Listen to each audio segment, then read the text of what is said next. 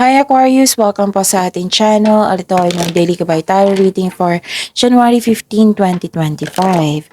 Please be reminded kung naka-resonate kayo, comment down. Kung hindi kayo naka-resonate, ibigay niyo po sa iba kasi general reading po ito. This is for you Aquarius ngayong January 15, 2025.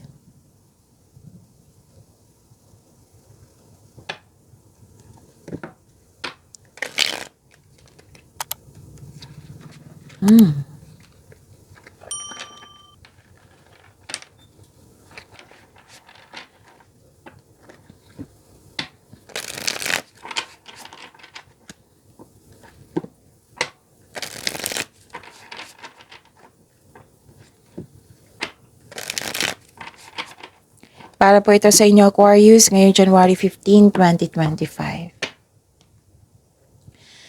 Maraming salamat po sa inyo patuloy na tiwala, suporta sa ating channel at maraming salamat din po sa mga hindi nag-skip ng ads. Gamitin ang reading na ito bilang gabay lamang.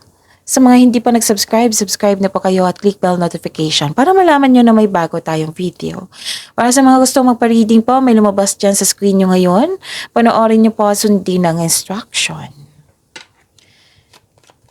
Spirits Guide, mga ganap po para kay Aquarius ngayong January 15, 2025. I need 3 cards po.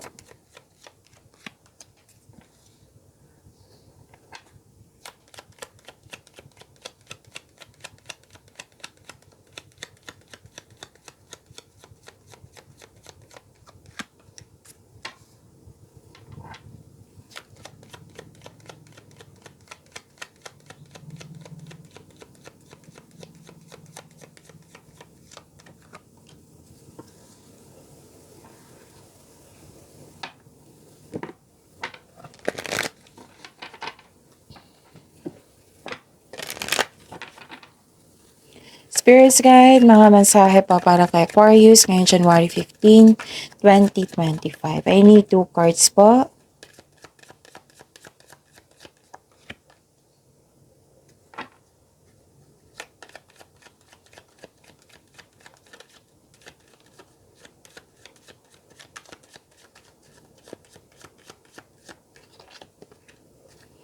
Okay, Aquarius.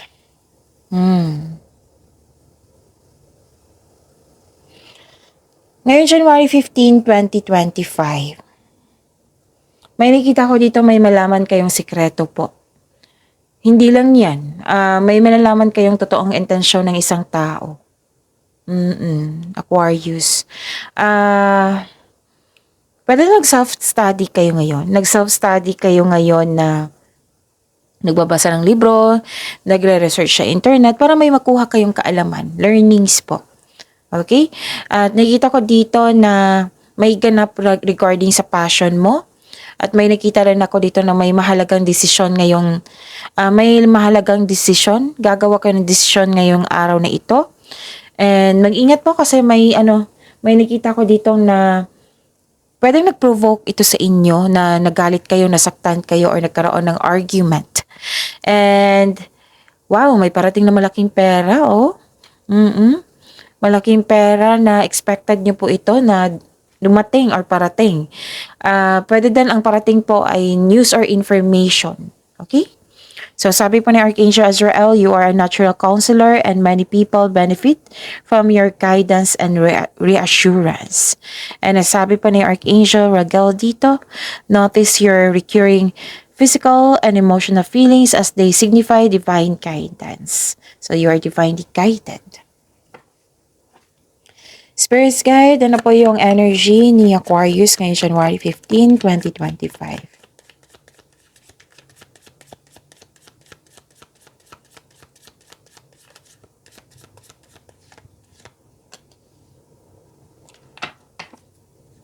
And the clarification of this card po para po kay Aquarius.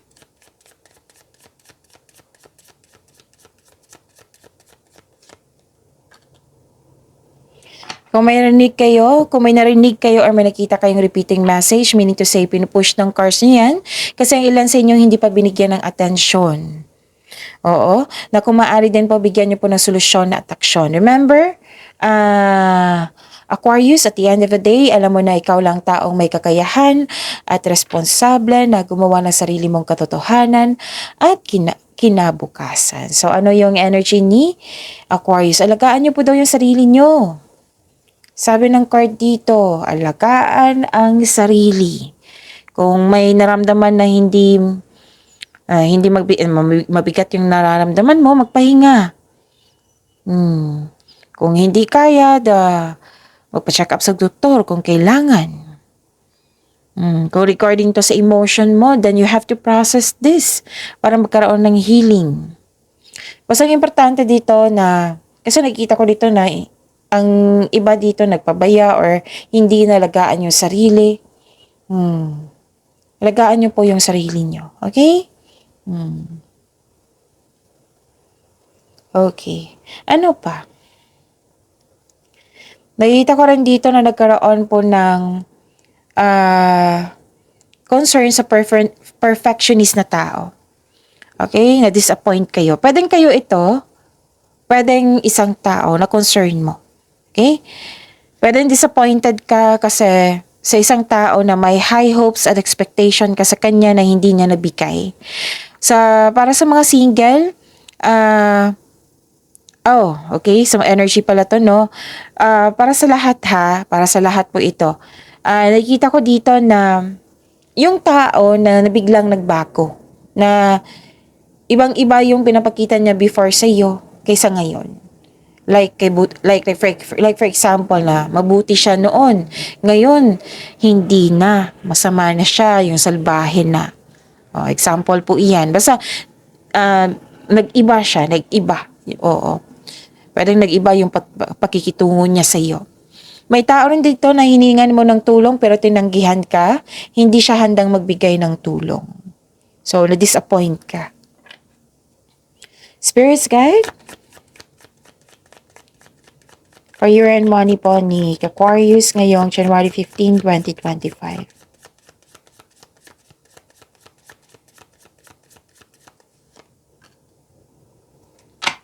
And the clarification of this card po.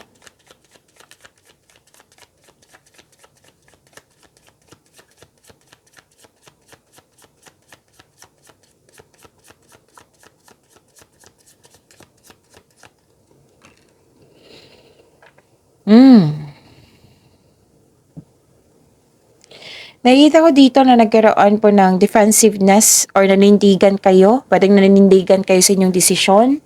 Kasi may nakita ko itong desisyon dito sa oracle nyo. At lumabas din dito sa tarot card nyo.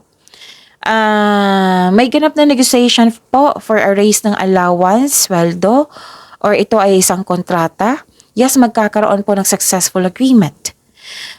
Challenges may arise in your career, pero temporary lang po ito. Basta mag-move forward lang po kayo. Okay, pwede din may ganap kayong pinagtanggol na isang tao, kaibigan mo ba or kapamilya mo. Pinagtanggol mo ito laban sa iba. Basta wag lang po daw kayo tumigil. Kung may nangyari, wag po daw kayong tumigil. Okay? Tapos, nakikita ko naman dito na buong tapang mo itong harapin. Katapangan at kumpiyansa ang nakikita ko dito. Ano pa?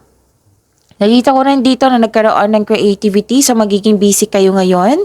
Aquarius, expect nyo yan na magiging busy kayo ngayong araw na ito. You're feeling powerful and enjoying being recognized in the workplace.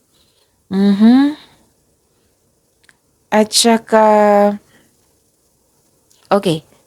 Listen to your intuition. Okay, Aquarius, listen to your intuition to grow your career, your business, your work, and take action toward increased prosperity. Okay? Your creative and enthusiasm are important part of your success. Magaling ka na leader, Aquarius, nakikita ko dito. And you are very passionate sa gusto mo sa buhay. Yung binibigyan mo talaga ng time and effort yung passion mo. And lumabas dito that you are divinely guided. Yan yung sabi ni Archangel Raguel din. You are divinely guided. Okay? At ni Archangel Azrael. Kasi may guidance din dito na sinabi. Ano pa? Spirits guide, love life, self-love, partnership, and romance ni Aquarius ngayong January 15, 2025.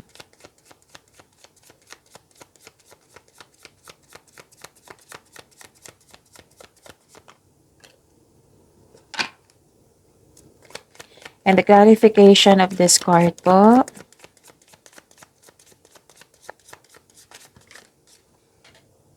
Kunin ko to ha.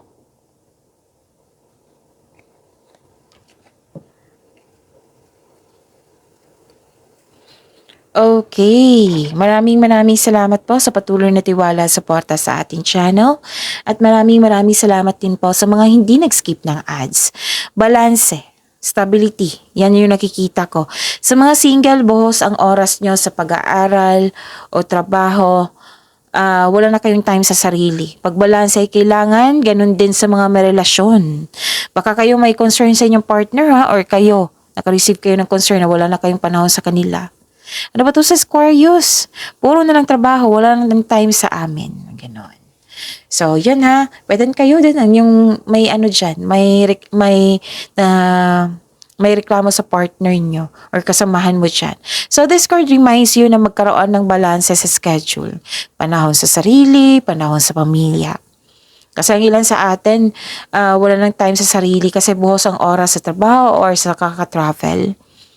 And ano kayo dito, may iniisip kayo, nagdadalawang isip kayo na gumawa ng desisyon if you're going to travel, enough bang money mo, or may mga dahilan ka na nagdalawang isip kayo. Okay?